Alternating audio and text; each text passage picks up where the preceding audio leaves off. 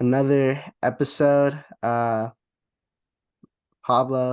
Jake. Uh, I think we both learned a lot this week and learned nothing this week.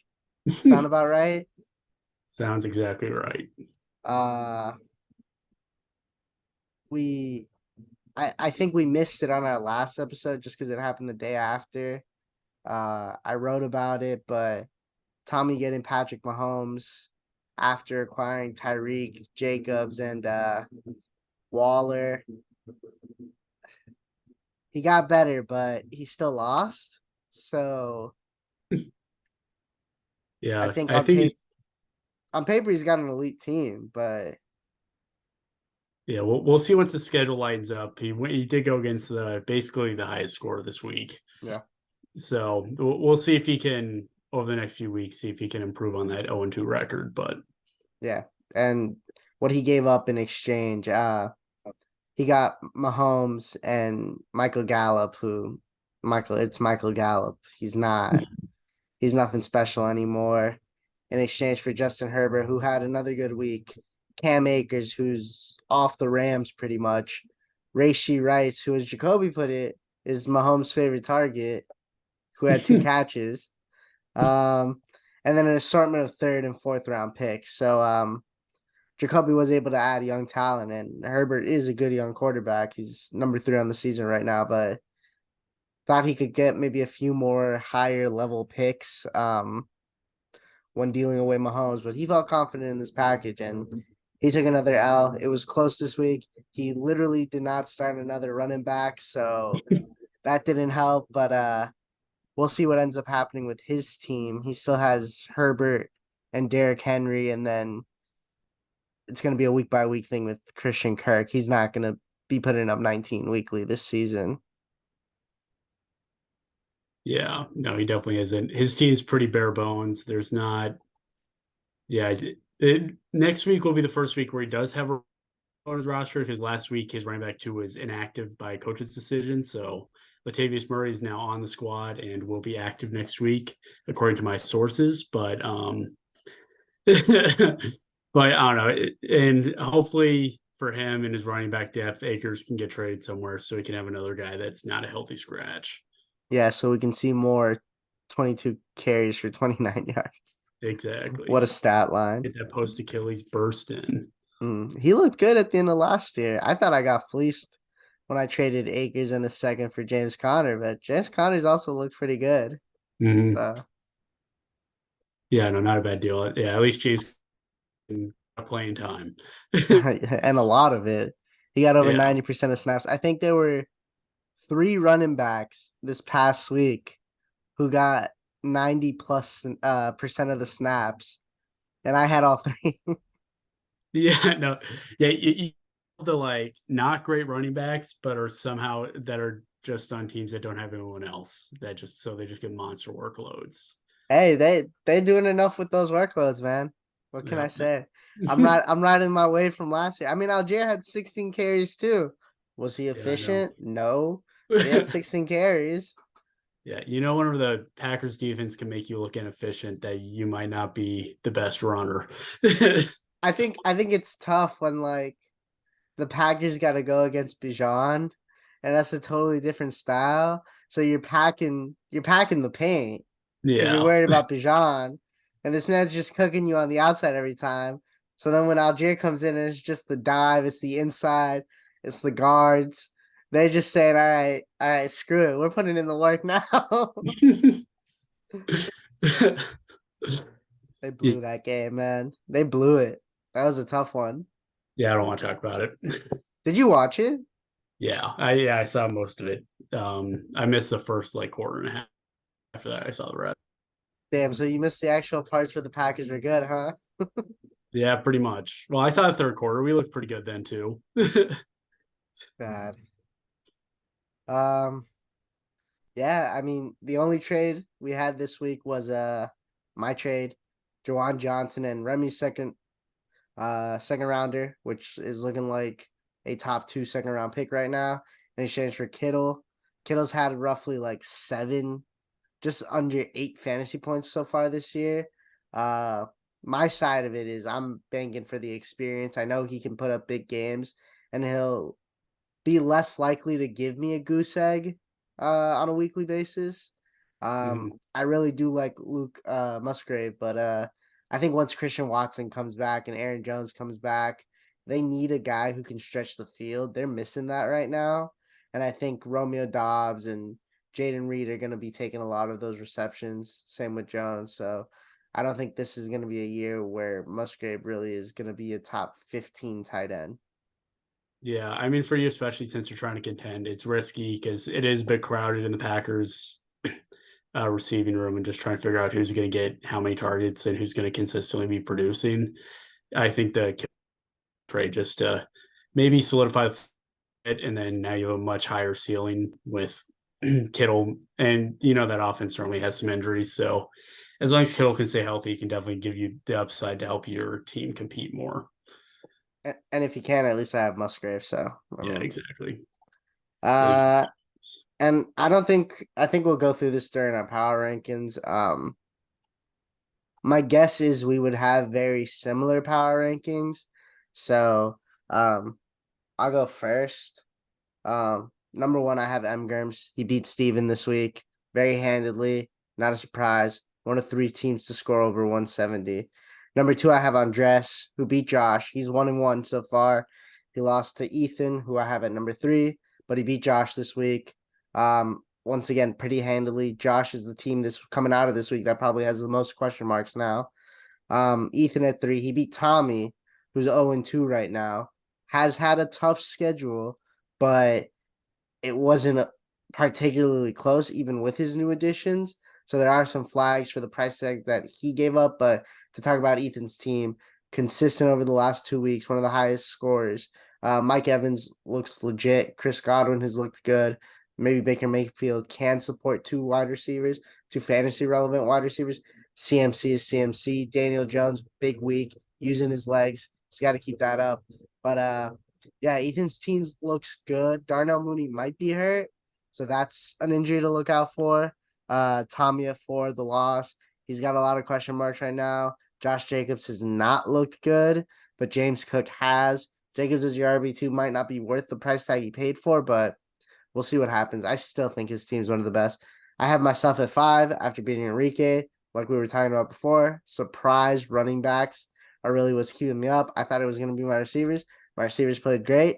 Started the wrong one. George Pickens had a great game. Number 6, surprise 2-0 team.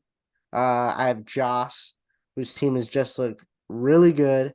He hasn't played the best teams. He just beat Remy. But his team has been consistent so far, and Josh Reynolds looks like one of the biggest surprises in fantasy football so far.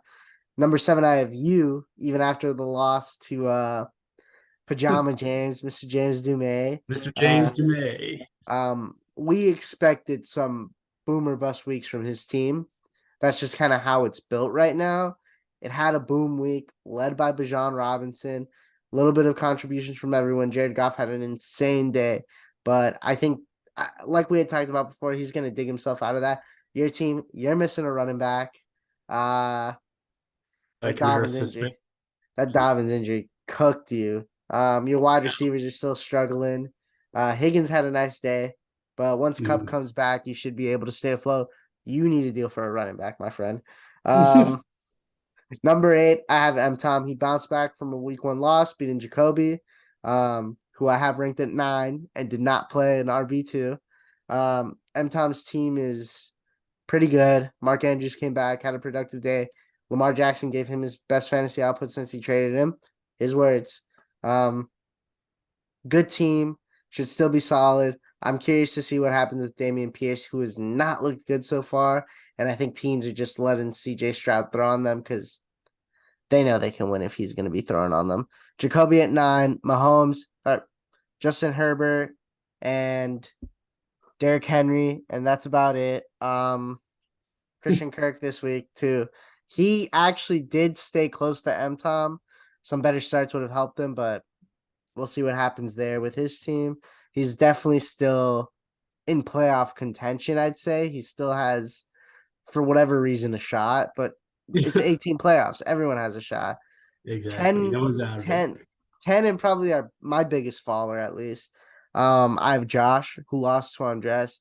I don't think he was ever going to contend. I thought before the week started he might have had a chance if Eckler was healthy, but now he loses Chubb for the season. Man, and Eckler, we don't. They said they don't have a timetable for him, so maybe he's back next week. Maybe he's back in 3. Um, he doesn't have the elite receivers needed to help him stay over the hump, but Isaiah Pacheco and should be decent as a filler for one, but it might be a tank year for Josh, which is tough. He's got 3 QBs. He's got to move one of those QBs. Deshaun Watson, Tua, and Kirk. It's tough in a 1 QB league. Um, Yeah, I know. He needs he needs to find some flex plays from those receivers. yeah. See if we can get anyone just to help that And, roster a and little I bit. mean, I mean, like Kincaid and Hunter Henry as your tight ends. You can start one as a flex. Josh Downs has looked fairly decent, and Devontae Mhm. Parker even looked good last week. So the Patriots got to throw to someone. So he's got 2 options. At number 11 is Dumais with the win over Jake. No longer a bottom feeder on my list. Okay, okay. Doesn't round out the bottom 3. Um, Boomer bust weeks.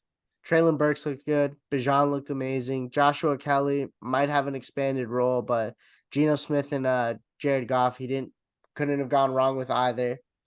12, Enrique, his team has really struggled. We thought his team would be better, but it's really struggled. He's just gotten nothing from his running backs, and Joe Burrow has not looked good to this point. The bright spots are obviously Devontae Adams, Amon Ra, and Drake London, who he benched, which I understand why he benched. Um, but now he can't bench him anymore. Number 13, Remy. No Aaron Jones this week. It looked hopeless. Dak had a really good game though.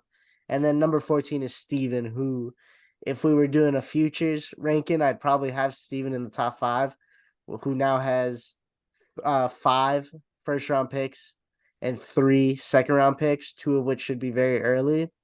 Um, he's got the best future. If we were including draft picks in this and just not this season rankings, I'd probably have Steven right outside of the top 8 with the playoff teams. Mhm. Yeah, we only have a couple differences with our rankings. I have a couple surprises in here that you might not agree with, but I start off the same as you. I have M. Gurns as my number one, highest score this week. Like it's like if he wants to move Puka off of his taxi squad onto his roster, like I don't even know who you draft. He just like he trade someone away to create that roster spot. Like when how much depth he has, he doesn't have guys on that squad. He's my number Insane one. depth. I'm going Ethan number 2. He's 2-0, another big win, scored basically the same as Ingram's. For him, the Mike Evans looking really good for him, and then Nico Collins for me is the big standout for him with 27 points, and that Texans offense is throwing a lot, and Nico Collins is the one getting those receptions, so he's looking Okay. good so far. Number 3, I have Andres. This is a pretty clear big 3 for me. The 3 main favorites, but Andres is looking good. Could easily be number 2. Just he lost Ethan week 1, so that's really the only tiebreaker I have in this. Number 4, I got you, Pablo. Your squad's looking good. A lot of running back depth. I'd say the only question mark with your team right now is quarterback, with Justin Fields kind of looking questionable. Passing wise, as I'd like to remind my Bears friends, he's a bum, and Anthony Richardson with a concussion. So I don't know. You're just hoping I, Anthony Richardson can stay healthy. I was reading today that he'll probably be forced to sit out against the Ravens, and let's It, be honest, like it's not the worst game to have him sit out, so I'm okay with that. I yeah, am that's okay with that. right. Justin Fields against the Chiefs. Um, Hey, the Chiefs have a more vulnerable defense, believe it or not. yeah, true. Number 5, I think you had him at number 5 too. I have Joss. You might have had him at 6, I but had Joss, 6. yeah, big riser for me. 2-0, surprise 2-0, as Pablo said. But Kenneth Walker is dominating that Seattle backfield, getting a lot of points. He was a little help this week though. Might have been a bit of an inflation week. He had 3 guys with 2 touchdowns, so Yep. we'll see if his team can keep it up with maybe some harder opponents and less touchdowns scored by his players. Number 6. This is one of our big disagreements here. I have my GOAT, James Dumais, as number 6. Really. Yes, James See, Dumais. but you doing these power rankings on a week to week basis. I'm putting in the season outlook basis on it. So the top 8 I have are the 8 teams I think are going to make the playoffs right now. I think James Dumais is making the playoffs. I'm stamping it down right now. He is in the playoffs. That's But loser talk. You got scooped, boy. but yeah, this wasn't a bad loss for my team. I just lost to a high quality playoff team. James Dumais, he So that's the stage of grief you're in. Nationalization. a little bit, but That's for fair. him, he had Jared Goff who had a great week. Yeah, Bijan, he's putting up 18.25 points per game right now, and that's on less than a 50% carry percentage. So once he starts getting a little more rushing work, his points per game is going to go up even more, and he's going to be the clear. He'll probably be outscoring He's McCaffrey by the end of the year. he's everything everyone said and more. And we had those conversations before, and we knew it would be like this. It's Yeah, insane. He's so yeah, good. he is insane. And then Jaden Reed too is looking like a decent breakout for him. Jaden Reed, I've been watching the Packer games, so Jaden Reed's been looking pretty good. He's getting open well. He had 8 targets, even with like less target competition. 8 targets and 2 touchdowns still looks pretty good for a guy in his second career game. So he's got a nice young squad. My guy Dumais, I could see him being prizes sneaking to the playoffs. Maybe not be in anywhere near winning it, but not a bad spot. At number 7, I have myself. Um, Rough loss. Really, how I look at my team right now is I my team was not built to have a strong start of the season. I'm Oh, having a lot of injuries add up, which is kind of an issue. Ayuk, Dobbins, Cup, Kyler, and Jacoby Myers, plus the Kamara suspension. But I'm three of my top players haven't played for my squad yet this year with Kyler, Cup, and Kamara, and they all should be back hopefully by around that week 6 time frame. So that's when my team's looking to get good, really push for the playoffs. As long as I'm in the who do playoffs, I you feel like I can compete. play week 6? Let's see. Let's check sleeper. You don't have your schedule printed out with team names circled No, for your I'm a rivals? week to week manager. We look at one game at a time. I don't get ahead of myself, Pablo. That's loser talk. That's how you get complacent. That's all I can say. Week 6, I've got Josh, so that'll be a good matchup. Eckler should be healthy. Nick Chubb will not be, but week 5, I have Ethan, which should hopefully be my week. I have Cup and Kamara, so that'll be good early season test. See how I can compete with some of the best in this league. But yeah, I think my team, it's not in a great spot right now. I'm definitely looking to acquire a running back, but I don't. It's a lost season yet. Number 8, I have Imtom. He he had another win. It wasn't anything like crazy convincing, but it was a good win. His running back room's concerned though, with Madison not looking great on his 8 carries and 28 yards. And then AJ Brown had another quiet week, but I'm not too concerned about that. I think that Eagles passing offense will probably continue and improve throughout the year, and he should be fine. Number 9, I have Tommy. I still have him kind of low. This is because I'm looking at a little more at the records, but I was Yeah. expecting more out of his team after some big trades. 127 points, it's average, but I was expecting him to be in the above average points kind of area. But we'll see how his team continues. I can definitely rise or next week But or the week I after. mean, the reality with his team, I mean, with the moves, yeah, he gave up a lot of draft picks, but he shedded guys that he really didn't end up needing. I Mm-hmm. mean, outside of Justin Herbert, but I mean, getting Mahomes is an upgrade enough. Um, Yeah, If Cam big Akers goes upgrades. on, if Cam Akers does end up getting moved, which he will, so when Akers gets moved, either released or traded, if he becomes, a solid RB2, RB3, then we can maybe have that discussion a bit more. But I just don't think he gave up. Like the first round picks suck, but he does have some young guys who still haven't broken out. But Yeah, Tommy doesn't like drafting anyways. He's a scout, so I think what he gave up, he gave up a lot in picks, but he improved his lineup so much that he's definitely competing this year. So, yeah, well, yeah. So I think he'll probably look back at the trades, and even if he doesn't end up winning it, he'll still probably be happy with what he did. yeah, Um, 100%. at 10, big faller. Me and you agree on this. I have Josh.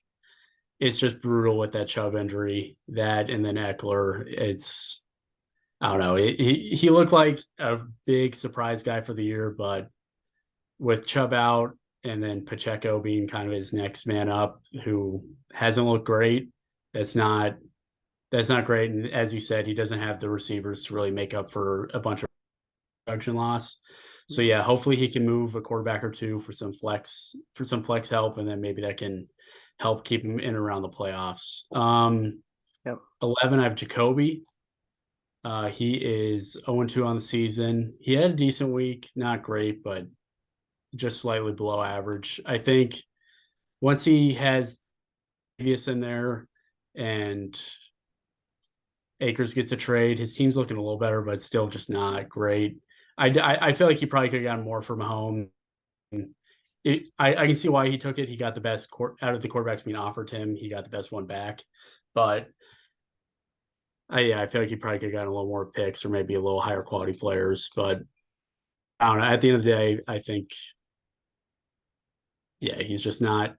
He's outside of playoff contention. He's on the outside looking in, but he can maybe with a couple of lucky pickups or a trade or two, maybe find his way back into it. Yeah. 12 of Remy. Um, I mean, his team had a pretty bad week. Aaron being out hurts him a lot. Dak looked better, which is good. Hopefully he can kind of pick it back up after a down year last year. But Dak actually had an opportunity. It was had an opportunity to play this week, unlike last week. So that's a plus. exactly. Yeah.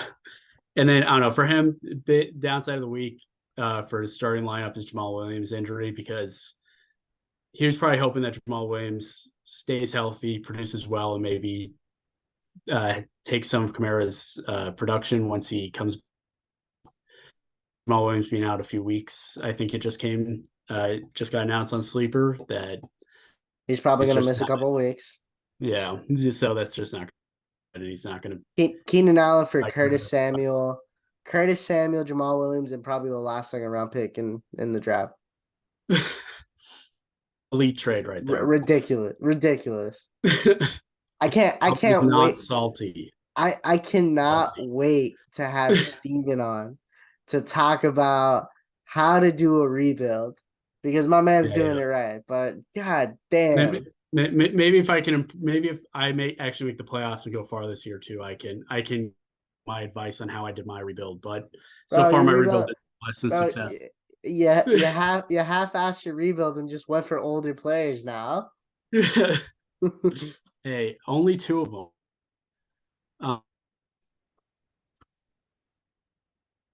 13, I have Steven. I brought him out rankings. I don't really know why. I think I just gave him a little point just for like tanking correctly.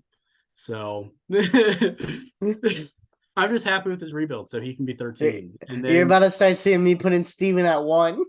yeah. Just because you're so proud of him. I'm so proud of And him. yeah, and then number Steven's 14. Oh Steven's yeah. doing Steven's doing what we told Tommy to do, and he's actually doing it correctly. Tommy just transferred his rebuild to Steven, basically. He gave Bro, him all the first round Tom, picks. Tommy's saying how come he didn't get all the attention when he did, bro? We all knew you were gonna trade it all away Yeah, I was only gonna like trust that Tommy was actually gonna use those picks. on draft day. Yeah, I was gonna say by like week 14, whenever the playoffs were set and he wasn't in them, but then the second the offseason hit, he would have traded them all away anyways. Um, and then Yeah. to finish off my rankings, I have Enrique as number 14. His team's just had two really bad weeks. His running back room is looking very concerning with Najee looking really bad. Charbonnet's not getting much work at all, and CEH isn't really either. And then some injury concerns with his receivers, but it looks like Amon-Ra and Adams won't miss time with theirs. So Yeah. that's good for him to maybe help his production a little bit. But I don't know. Turf toe, I think with Amon-Ra is a little That's a that can be a tough little one. dicey sometimes. Yeah. Yeah. So we'll see how his production dips. And I I feel like it might be time to just look to move Devontae out. He's yeah, getting up in age, and I mean, like, he's gonna be highly productive, but with Jimmy G as his quarterback, I just think he's so capped. yeah, So yeah. No, I definitely agree. This isn't going to be a winning year for Enrique, so moving Devontae Adams to someone that's kind of around the edge of the playoffs could definitely help propel someone to a championship shot and also help him recoup some draft capital, yeah, which would be good for him. 100%. But A yep, hundred those are my percent. rankings. Yeah, and I wanted to say this with Andres. The reason I had him at 2 over Ethan, even though Ethan does own the head to head, is I don't think anyone and my running back room definitely improved a lot, or at least showcased that it could be a high end deep group with a lot of factors still yet to be considered. But Andres adding Joe Mixon via trade was big. Um, Mhm. Obviously, it cost some Kittle and some draft picks, but adding Joe Mixon is big, all things considered. It's a good running back depth to have. And then Nick Chubb getting hurt and him having Jerome Ford. I mean, Yeah, yeah, I know. I had that under my notes under him. Is his running back room got a big upgrade this week with Mixon and Jerome Ford, and it looks so like Hunt was in the building today, but Hunt was kind of I irrelevant I, last. I It saw seems I like saw Jerome I Ford's saw at a least gonna get a tweet. shot. I saw a tweet that I don't completely agree with some other factors, but it was basically like the Browns had both Hunt and Ford in their building last season and chose one of the two this offseason. So it Yeah, shouldn't be. But at the same time, Kareem Hunt was asking for more money than he probably should have gotten. He's not the yeah, same player anymore, but he knows mm, the system. He's reliable. And, whatever he has left in the gas tank, they can take advantage of at this point. We don't know the full extent of Nick Chubb's injury. So it could either just be, an MCL, LCL, ACL, or it could be a complete dislocation with other ligament tear. Like it's up in the air yeah, right now, and it can span from a year long injury. He's out for the year, or potentially career ending slash career altering injury. mm, So the Browns are going to bring in another running back. That yeah, offense needs two running backs to survive. yeah. No, they rely a lot on him. Jerome Ford looked good, but yeah, they'll definitely bring in someone else. And It I don't seems like they probably Cleveland at this point, and yeah, they it'll be they traded interesting to for see if Pierre. Hunt still has anything left in the tank because last year it didn't really seem like it. Yeah, they traded for Pierre Strong in the offseason, but I don't know how comfortable they feel having him as the number two guy. He obviously vultured a Mhm. touchdown on Monday night, but yeah, and then Akers is a name that popped up too on the trade block. It seems like a couple teams are in on him.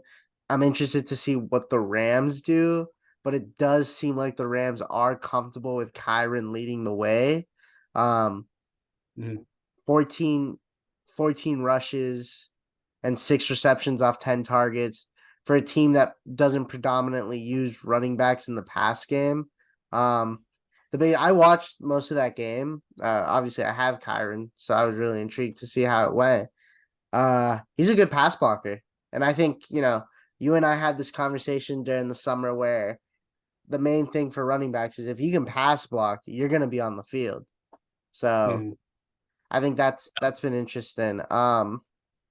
Running backs win leagues. Um, And they're it's the so hard truth to for predict. it's the truth in redraft. It is the truth for dynasty. Running backs win leagues. wide receivers carry value. So it's something to remember. Running backs is unpredictable. Receivers, you do have a bit more predictability there. Yeah, exactly. Yeah, it's so hard just because there's so many running back injuries that it's like it's all about getting the right backups and then also getting the right starters, and it's tough out here, but because It you is. got It is. M. Gurms is the only one with a foolproof strategy, and that is own all of the top 24 running backs. Exactly. And throw in some top 10 receivers. Exactly. That man has 0 titles. Remy has a title before Emgers. He has to win it this year. And Like he there's no point. and he rode it. He rode Damian Harris to that title. And that man should have a shrine of Damian Harris in his apartment. He has to. At least a jersey, at least something. I know. Yeah, yeah, with the fucking Jesus. however much money he makes from winning the league, he's got to put a little bit of that towards the Damian Harris jersey. Man. If if it's not if it's not two of those top three, then I don't know who it'll be this year. I like Yeah, my odds if my running backs stay healthy. I like your odds if your team could stay healthy. I know. Yeah, if I think this year, I think the top guys are the favorites, but then, and we'll do tiers next week since it'll be quarter of the season through, or nearly a quarter of the season through at that point. 18 weeks is just so weird. But yeah, I think there's a tier of contenders and then a tier of like near contenders that could make that push. Everything goes right, which in this league everything goes right for some random lower seed team every year. yeah. Um, or just those top three are just gonna walk away with it. So we'll see. It'll be fun. It's This league's always This is why fun. I voted to keep the 18 playoff, because the The 18 playoff chaos, breeds chaos. chaos, If man. we gave M. Gurms and Andres buys, they would just make it would just be them in the finals every year for the next like 4 years. Yeah, it's not fun. Like it's Yeah, not like and I think we were having this conversation as we wrap this up.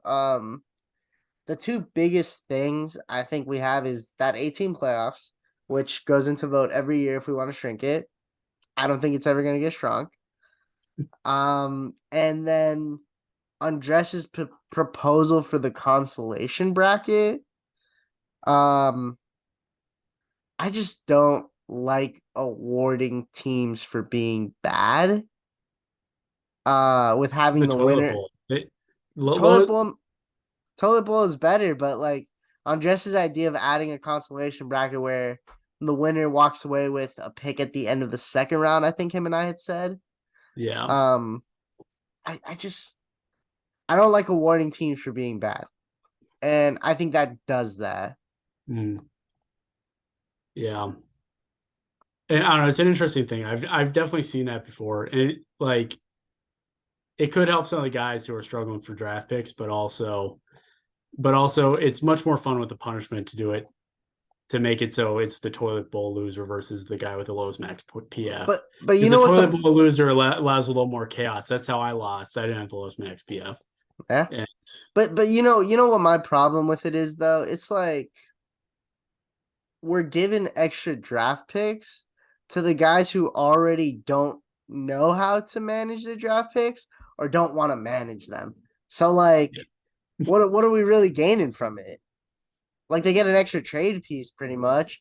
They're not gonna like picking at the end of the second round because they're not gonna think anyone's good enough hey, it's a in the bunch of second random round. guys you've barely Yeah, heard like of. Yeah. it's like it's like you're doing dynasty, you're going into a draft, and like shout out to Dume because Dume does do his homework. Like there are guys who do their homework and know them. Like that's how he ended up with Jaden Reed. I think he took Reed over Zay Zay Flowers this year, Flowers, yeah.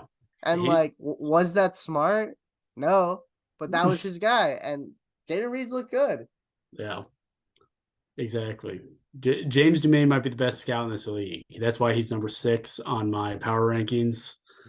And it's not a cope. It's Nope, purely pick not like coping that. at all. It's just I lost to the better man, and that's all right. Um, we'll wrap this up. full disclosure, we're recording this on Tuesday, the 19th. Dumais was supposed to be our guest today. Would have been a funnier episode if he was. We'll have him on at some point. He had work come up. I don't know if Tommy is gonna send us his video. He did have 2 hits or 1 hit last night. I fell asleep before that Steelers game ended. It was a terrible game. But if there's a video attached after this, that's Tommy's video. If there's not, then he'll send them in the chat. But you know, another fun week. Another fun week ahead. A lot of chaos. I think we're starting to see good matchups. We didn't even talk about Andres playing Emgers this week. That's gonna be a heavyweight clash, potential finals preview. Josh potentially being 3-0 after this week. He plays, I want to say Steven. So we'll see what happens. But any closing remarks, Jake? Oh, Jake dip. So yeah. So if you get Tommy's video, enjoy. If not, take it easy. Good luck this week to everyone and enjoy.